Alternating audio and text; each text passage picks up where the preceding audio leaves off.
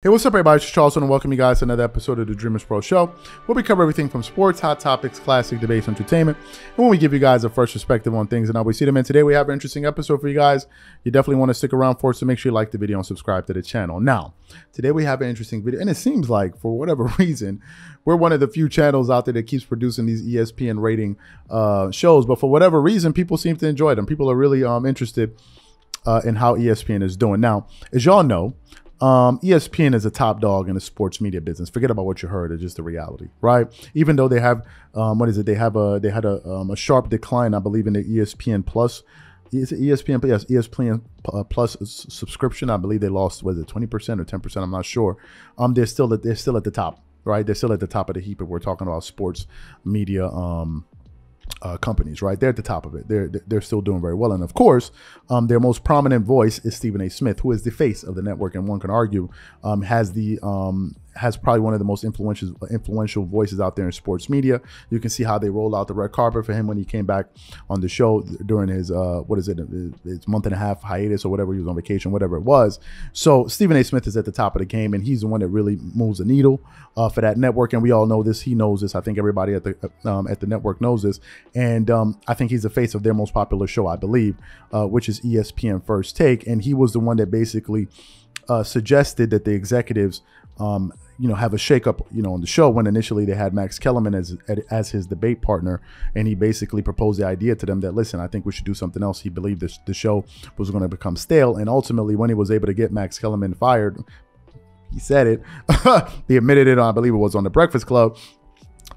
Initially, the show took a hit to their viewership numbers, but then ultimately it went back up. Why? Because he introduced a new format with a rotating cast, kind of similar to what Skip Bayless had originally, right? When Stephen A. Smith was kind of like the Mad Dog Russo. And now you have guys like, Kendrick Perkins, Mad Dog Russo. You have JJ Redick. You have, in some cases, CJ McCollum, Patrick Beverly, Michael Irvin. You have all of these different guys, and they make the show very, very, interesting and entertaining. And I think they keep it fresh, and people keep tuning in every day to see what they're talking about because of the range of topics that they talk about, and they're always interested in it. And today I stumbled upon an interesting article which basically, proved that ESPN is seeing a major comeback or a resurgence, and it just shows that it shows their their continued dominance in the sports media landscape. But before we get into this article here, this video is brought to you by sponsor Aura, who's also the official sponsor of the Minnesota Timberwolves. Do you know what the fastest growing crime in America is today? It's identity theft. Imagine trying to log into your email only to see that your password has been changed. Then you start getting weird notifications from your bank and credit cards, only to find out that all of your personal and sensitive information has been totally compromised. If you think it can happen to you and your family, just know that in 2020, over 49 million Americans were victims to identity theft, costing them a combined $56 billion. That is why we are excited to partner with Aura, who's the sponsor of this video. Aura is the #1 identity theft and financial fraud protection. Aura monitors the dark web and alerts you if any of your passwords and accounts have been breached. And funny enough, after using Aura, I discovered some of my credentials were floating around in the dark web, and the app showed me exactly when and where the breach happened. In addition, Aura allows you to set spending alerts, and they'll notify you of any suspicious transactions. Aura is 4 times faster than any of its competitors in alerting you if someone is trying to open a credit card or obtain a loan using your name. And remember this, every 14 seconds, someone becomes a victim of identity fraud.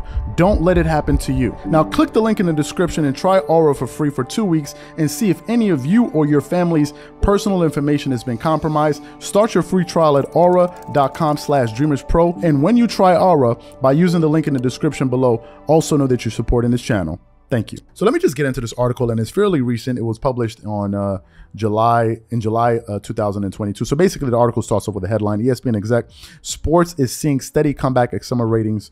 The article continues on: ESPN is entering the hot summer months with some ratings momentum fueled by year-to-year audience increase from its NBA Finals and NHL Stanley Cup Finals coverage on broadcast network ABC and its coverage of the Wimbledon tennis tournament. ABC's June coverage of the 6-game Golden State Warriors Boston Celtics NBA Finals averaged 12.4 million viewers, up 22% from last year's COVID-19 delayed Milwaukee Bucks Phoenix Suns finals, and most watched NBA Finals in 3 years, according to Nielsen Scan. ABC's Colorado Avalanche Tampa Bay Lightning Stanley Cup last month averaged 4.6 million viewers, posting an 84% average viewership increase from NBC's July 2021 Lightning Montreal Canadiens final. Heading into Wimbledon's final week weekend, ESPN was averaging nearly 620,000 viewers across ESPN, ESPN2, ABC, and up 41% from 2021's coverage of the Grand Slam tournament. With Major League Baseball home runs derby, the WNBA's postseason, and the start of the 2022 college football camp, ESPN is bullish about its summer ratings run,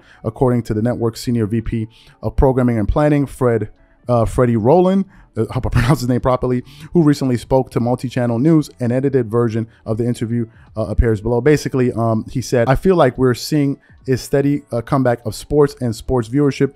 There's a tendency to talk about pre-pandemic versus today, but it still feels like we're in the pandemic. We were able to get through the NBA and NHL finals, but it's easy to forget how a few months ago the NHL scheduled Olympic break became a COVID break. So we're still dealing with some of the results of some of the effects of COVID, even though we were lucky enough to keep up both seasons on track in terms of where they all fell on the schedule. I think we as fans, both as viewers and as programmers, are still trying to deal with the getting back to normal. Thinking through 2020, it seems like centuries away. I think we may have a little short-term memory of how close we are to it. Honestly, I would say I'm surprised and very pleased. The playoff run for the NHL and NBA fueled ESPN's second quarter ratings, which were up 22% in prime time, the best since 2014. We topped cable viewers 18 to 49 for a total day, and a lot of that was driven up by a lot of the live playoff games, but the studio shows, which have given us a lift. And basically the article goes on and on and on and on and on. You guys got the gist of what that executive was saying there. So let me give you guys my thoughts on this. This is not surprising, and I'll tell you why. ESPN has a plethora of outlets to get their information out there, right? To get their shows out there. So they're constantly reaching new markets, number one. Number two, they have so many shows that are different from one another. You have shows like Get Up. You have, of course, Around the Horn. You have ESPN First Take. You have, NBA on ESPN. You have all of these different shows. They have a nice range of personalities. Now, sometimes their opinions seem to be in lockstep. Usually guys, seem to feel a certain way about certain things. But I think that they have a nice suite of shows, and they have enough fingers and enough pies, so to speak, to be able to keep their run going, right? I mean, even though independent media is making a steady run and guys online on YouTube are getting millions of views, it seems like, when it comes to the big bucks, and we're talking about billions of dollars here, they're the ones bringing in, they're bringing in the viewership. And even though, for as much as people seem to hate the ESPN, whenever we talk about it, people don't like this guy, they don't like Stephen A. Smith, whatever, people still watch them. That's the fundamental fact of the matter. And if you compare some of their shows, for example, ESPN First Take to Skip and Shannon's Undisputed, to me, I think Shannon Sharpe and Skip Bayless are very entertaining when we're talking about the personality aspect. But when we're talking about topics, I actually think ESPN makes way better topics, because Undisputed produces about 4 or 5. They produce about 4 or 5 topics over and over and over again. Tom Brady, LeBron James, Lakers, Cowboys, and they may sprinkle in maybe KD or whatever it is, but these are usually the same topics. Whereas on ESPN First Take, these guys are talking about everything.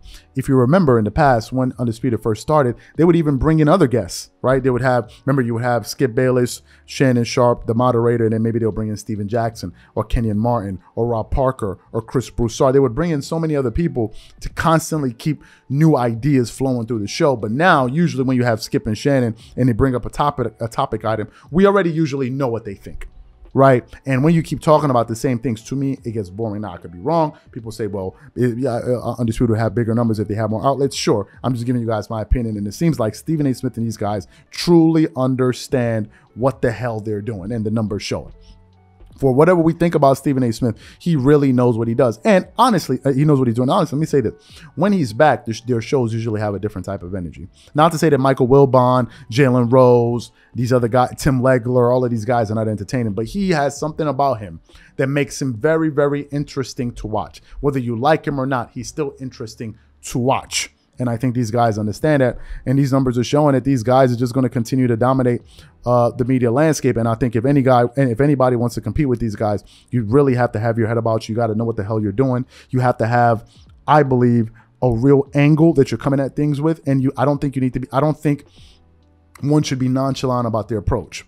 You can't have a nonchalant attitude and competing against people that are taking their job very, very seriously and expect to somehow outcompete them and outdo them.